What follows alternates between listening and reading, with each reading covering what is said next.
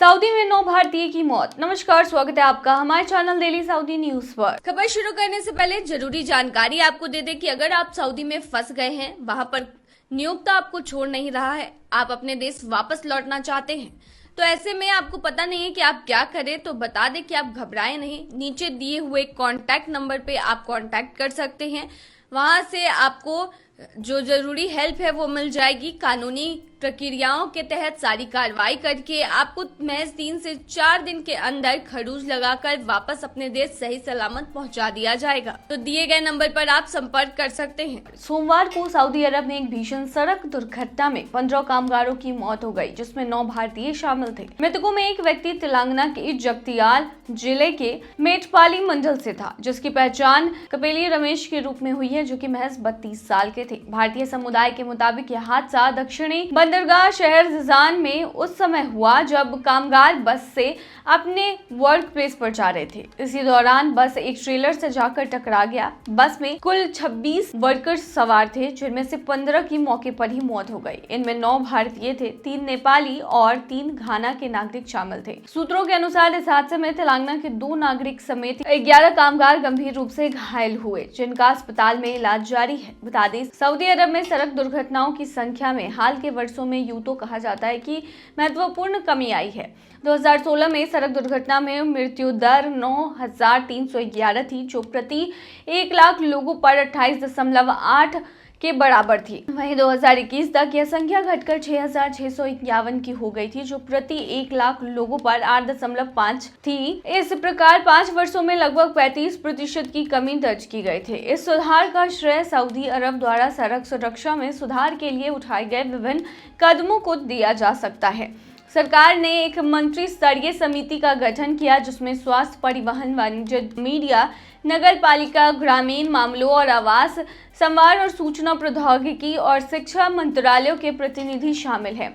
इस समिति का उद्देश्य सड़क सुरक्षा डेटा का संग्रह और विश्लेषण, रणनीतियों और पहलों का समन्वय और सुरक्षित ड्राइविंग की संस्कृति को बढ़ावा देना है। हालांकि 2019 में सड़क दुर्घटनाओं में मृत्यु दर प्रति 1 लाख लोगों पर 35.9 थी, जो 2018 में 33.2 थी। यह वैश्विक औसत 17.05 की तुलना में काफी अधिक है। इन आंकड़ों से पता चलता है कि सऊदी अरब में सड़क सुरक्षा में सुधार हुआ है, लेकिन अभी भी वैश्विक औसत की तुलना में सुधार की आवश्यकता है। फिलहाल के लिए बता दें कि 9 भारतीयों की मौत हो गई है।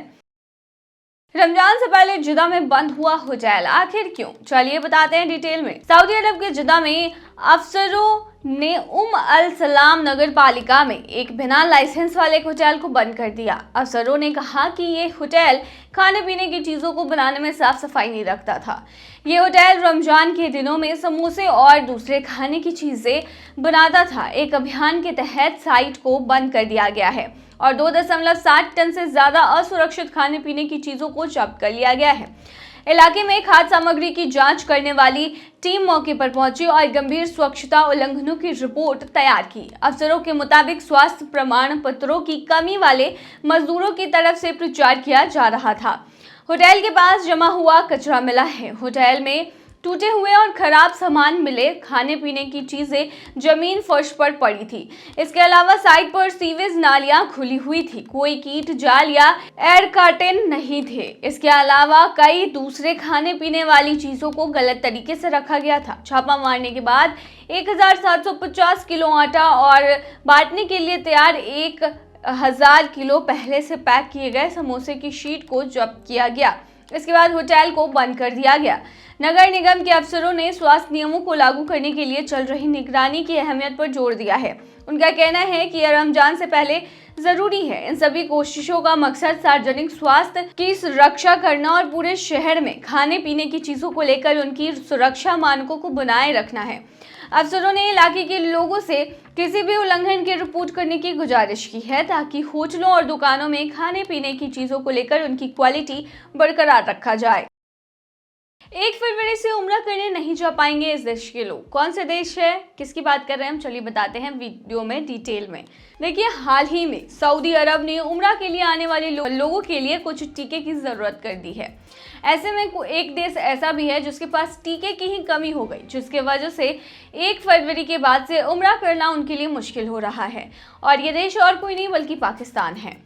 पाकिस्तान ऐसा देश है जहां पर इन टीकों की कमी है। ऐसे में यहाँ के लोग ना तो टीका लगवा पा रहे हैं और ना ही वह टीके का सर्टिफिकेट हासिल कर पा रहे हैं। ऐसे में उन्हें उम्रा करने में दिक्कत आ रही है।